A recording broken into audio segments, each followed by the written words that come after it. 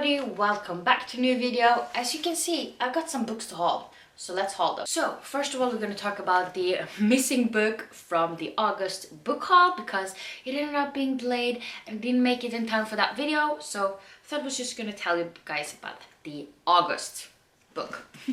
And that is The Stardust Thief by Chelsea Abdullah. This is supposed to be, I think, a debut novel, so that's really interesting. So we will meet Luli, I don't know if that's how you pronounce it, Al-Nasari, who is a midnight merchant, and she's basically a criminal, and with the help of her jinn bodyguard, she hunts and sells illegal magic. But then one day she ends up saving this sort of cowardly prince, and she ends up drawing the attention of his powerful father, who is in fact the Sultan.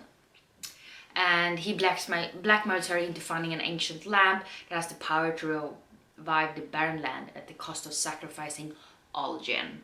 So she doesn't really have a choice, either obey or be executed. But yeah, it sounds really awesome and I really want to read this one. Then I might have ended up buying a little bit more books than I should have for September because I bought 7 and I sure as hell did not finish 14 books. But it's fine. I had a bad week. I needed it. Okay, so I went to the sci-fi store. You can't release me in there. It's not gonna end well. But one of the books I picked up was The Drowned Woods by Emily Lloyd-Jones. I actually hadn't heard of like any of these books I picked up, but that's the fun of it, isn't it? It says on the back, the right cause can topple a kingdom. So basically it says, once upon a time, the kingdoms of Wales were rife with magic and conflict, and we meet 18-year-old Mare, and she's well acquainted with both, and she is the last living water diviner. And that means she can manipulate water with her magic, and it's a very unique elemental power that money would kill to possess. And basically for many years Mare has been running from the prince who bound her into his service and forced her to kill thousands with her magic. And now all she wants to be is safe and far from power and politics. And that's all I'm gonna say, but it sounds really interesting. And then we have Gearbreakers by Zoe Hanamkura. Like, I saw the cover, I needed it. Don't judge. So basically this is also a country with tyrannical ruling. And they basically have these giant mechanized weapons known as wind-ups. And in this country there's war and oppression, and every day it basically makes it worse for the people that lives there. And we have Iris Shindani, who's a gearbreaker, and she's a very brash young rebel who specializes in taking down wind-ups from the inside. But then one day one of her missions actually ends up going awry, and she finds herself in a Gondolia prison. And there, Iris meets Sona Steelcrest, a cybernetically enhanced wind-up pilot.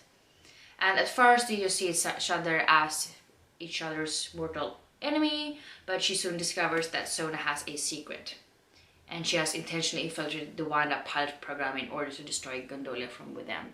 And I mean, come on, how awesome does that not sound? I really want to read all of these books at the same time, like right now, and that's not gonna go well. And then we have, to say the least, a beauty. And we have H.P. Lovecraft's Tales of Horror. And I mean, look at that, so shiny, I love it. Technically, this is a Canterbury Classics, and technically it was my fiance that said, like, if you're gonna buy a book, then at least buy this one. So, I mean, I listened and I bought it. And 4 others at that time. But yeah, so I don't really know anything about H.P. Lovecraft. He likes to write horror and weird shit, and that squid creature, Cthulhu? I don't know, my fiance has mentioned him and I know what sort of he looks like. That's all I know. But in the story I ended up reading like the first few sentences of the first page, and I was intrigued. And you know, my need to read classics that I owned, that shelf wasn't full enough. which it actually expanded to 2 shelves a couple of weeks ago. It wasn't full enough, so I needed to add another one, because I have issues, like honestly. Then we also have Driftwood Orphans, and this is by Paul Kruger, and I just thought that this cover looked really cool, to be honest. So we meet the main character Tenny, and before she was betrayed and left to die, she was actually the prodigal, that's a really hard word, how do you say, prodigal? Daughter of the Driftwood City underworld, and she was also the leader of Thorn Orphans, and that was basically orphans fighting for a better tomorrow. She was also a city shaman, able to bend her home's boroughs to her will, and partner in crime to Cole, the runaway rich boy with powers just like hers. But that was all before. 4 years later, Tenny is in exile, sleepwalking through life and waiting to die. But a chance encounter puts her on a bloody path back to the life she left behind. Friendless and powerless, she returns to Driftwood City, only to find a world where the Thorn Orphans have finally won. A better tomorrow, today. All that progress tethered to the heartbeat of the friend who ordered her death. Her city, her vengeance, it's an impossible choice. But if Tenny wants to survive, she'll have to choose one. Honestly, we're gonna read it. Then we have, to say the least, a hunker. This is huge. It's like over 800 pages. But this is the first binding by R.R. Verdi. And it says on the front, every great story starts with a lie. Honestly, that's a premise I can get behind. But it says on the back, all legends are born of truth, and just as much lies. These are mine, judge me for what you will, but if you will hear my story first. So basically, the main character is called Ari. Ari basically has been buried in the village of Ampur under a mountain of ice and snow, and then killed their god.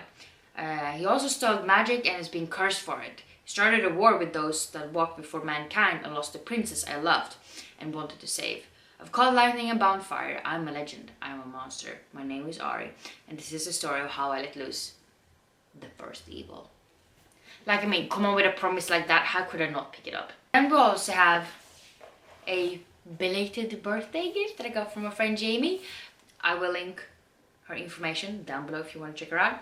But she got me a new edition of Alice in Wonderland, as if my shelf wasn't already very full, but I love it and I did need it. So this is the Swedish version. So this is Alice i Underlandet by Lewis Carroll. This is illustrated by Tove Jansson. She made the Moomin family series, and I really like the illustrations. Like, I mean, it's so pretty, and then you can see like the back. So yeah, I just needed this. I've never actually read Alice in Wonderland in Swedish, so I've only read the story 13 times, but the 14th it will be in Swedish. But yeah, I think everyone already knows what this is about, but basically Alice goes down in a rabbit hole, ends up in a very whimsical, magical sort of world, and all hell breaks loose. That's all I want to say.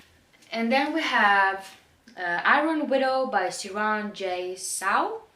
So we're in this world called Hoxia, and the highest honor for a young girl is to be selected as concubine pilot.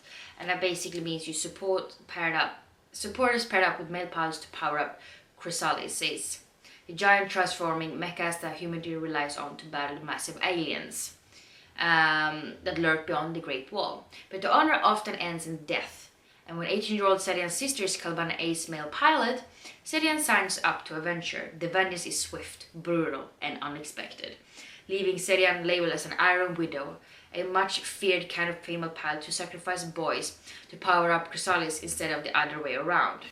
To tame her unnerving yet invaluable mental strength, she's paired up with Lee Shimin, the strongest and most controversial male pilot in all of Hoxia. But now that Sedian has a taste of power, she will not cover so easily. She will miss no opportunity to leverage her and Shimin's combined mighty and infamy, and survive attempt after attempt on her life, until she can figure out exactly why the pilot system relies so heavily on destroying girls' life and dismantle it for good. Can I read all these books at the same time? Because I feel like I need to. And we're on the last book of these, I think 8. And this is This Vicious Grace by Emily Theed. Another spontaneous buy. All of these are honestly. So it says 3 weddings, 3 funerals. Alessa's gift from the gods is supposed to magnify a partner's magic, not kill every suitor she touches. Now, with only weeks left until a hungry swarm of demons devours everything on her home island, Alessa is running out of time to find a partner and stop the invasion. When a powerful priest convinces the faithful that killing Alessa is the island's only hope, her own soldiers try to assassinate her. Desperate to survive, Alessa hires Dante, a cynical outcast marked as a killer, to become her personal bodyguard. But as a rebellion explodes outside the gates, Dante's dark secrets may be the biggest betrayal. He holds the keys to her survival and her heart, but is he the one who can help her master her gift or destroy her once and for all? Okay, and now I need to read this book too. I don't know. I don't know what I'm supposed to do. I want to read everything right away, and it's not gonna happen. But yeah, if you've read any of these books, please let me know down below, because I don't know where to start, because I want to read them all. And I also have a giant ass, what's it called, TBR in my bedroom, which is like 2 shelves full. And I'm gonna add these somehow? I don't know. I need help. Please let me know down below if you read any of these books and what you thought about them. Maybe you can help me figure out which book to pick up first out of all of these. But yeah, I hope you liked this video, and I hope we see each other in the next one. Bye!